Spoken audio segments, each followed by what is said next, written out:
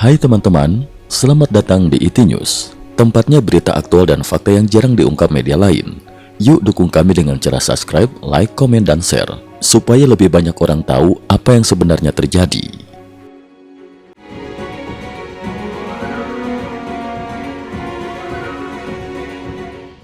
Salam pemirsa, 26 November 2025, konflik Rusia-Ukraina kembali memasuki fase eskalasi tertinggi sejak awal musim dingin.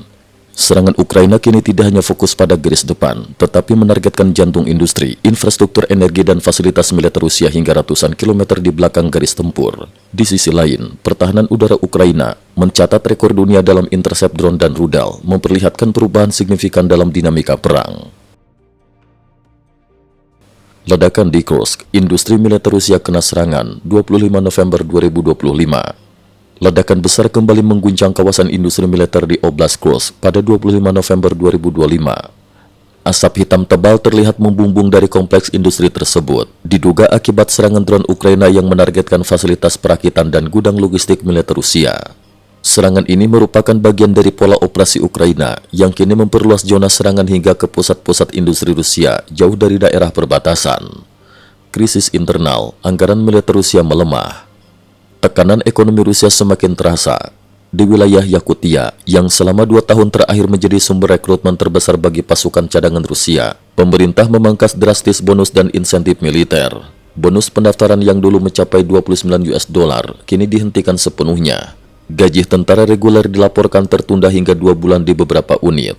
Para analis menilai langkah ini menunjukkan kondisi finansial Rusia yang makin tertekan akibat perang berkepanjangan dan sanksi internasional. Ukraina kembangkan rudal berjangkauan 3.000 km, 25 November 2025. Pada 25 November 2025, perusahaan teknologi pertahanan Ukraina, Firepoint, mengumumkan terobosan besar, keberhasilan pengembangan rudal balistik taktis FP7 dengan jarak jangkau 200 km dan akurasi tinggi, CEP 14 meter. Namun yang membuat Rusia benar-benar gelisah adalah keberlanjutan program FV9, rudal baru dengan jangkauan 800 km. Proyek rudal strategis Ukraina berjangkau hingga 3.000 km dengan dukungan sensor, bahan bakar, dan sistem pemandu dari barat. Jika rampung, Ukraina akan mampu menghantam Moskow, St. Petersburg, Yekaterinburg, hingga jalur logistik Arktik Rusia. Ini menjadi sinyal bahwa Ukraina bersiap menggeser perang ke kedalaman wilayah Rusia, sesuatu yang sebelumnya dianggap mustahil.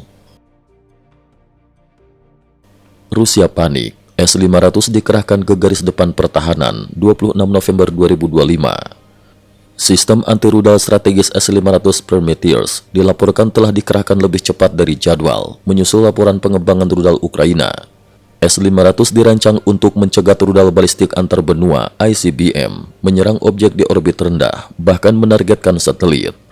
Klaim Rusia menyebut kecepatan intercept mencapai Mach 20, namun analis barat menilai langkah ini menunjukkan tingkat kekhawatiran Moskow yang semakin besar. Sistem S-500 kini dipasang di sekitar Moskow dan perbatasan barat sebagai lapisan tambahan di atas S-400. Namun celah tetap ada, titik buta radar, ketergantungan pada operator manusia, potensi sabotase elektronik Ukraina. Pertempuran sengit di Donetsk Pokrovsk 24 hingga 25 November 2025. Di sektor Donetsk Pokrovsk, Rusia menjadikan sebuah menara industri setinggi lebih dari 20 meter sebagai pos penembak, dilengkapi sniper, senapan mesin dan konsol drone FPV. Artileri Ukraina tidak mampu menjangkau lokasi tersebut, sehingga memaksa militer Kiev menggunakan drone FP2 berbahan bakar penuh, membawa 120 kg hulu ledak.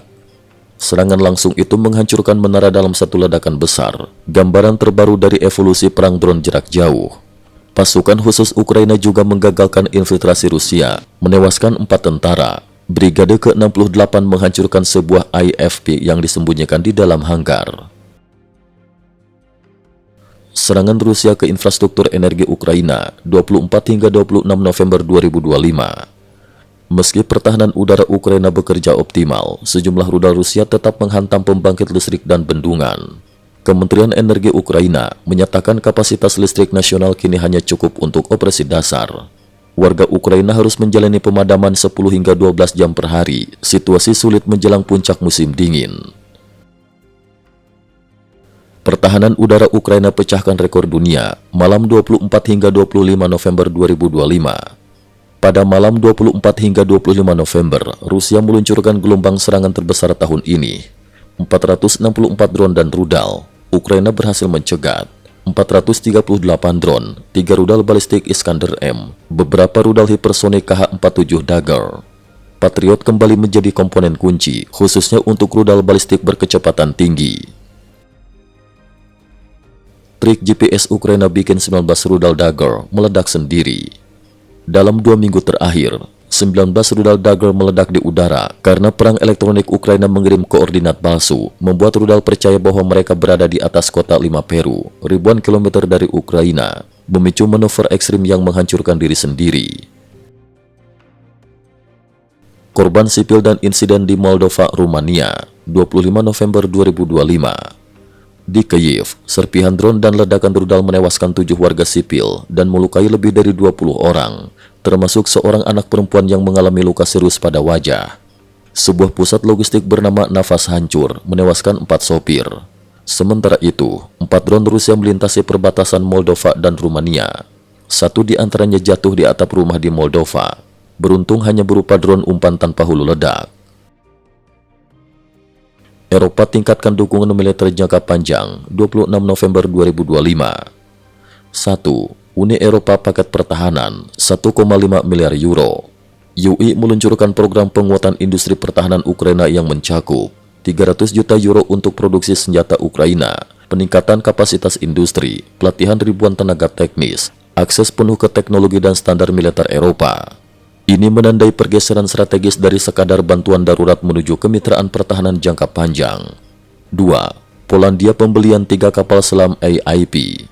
Polandia menandatangani kontrak senilai 1,5 miliar US dollar untuk 3 kapal selam AIP buatan Swedia. Kapal selam ini mampu beroperasi lama tanpa muncul ke permukaan, menembakkan rudal anti kapal dan rudal serang darat, terintegrasi sonar serta perang elektronik generasi terbaru. Langkah ini menegaskan perang Polandia sebagai pilar pertahanan NATO di Baltik.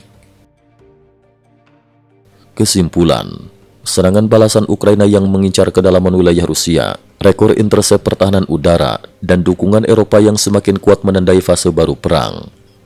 Dengan kedua pihak meningkatkan kemampuan jarak jauh, Ukraina melalui rudal 3.000 km dan Rusia melalui pengerahan S-500. Konflik ini kini berada di titik paling berbahaya sejak invasi penuh dimulai pada Februari 2022.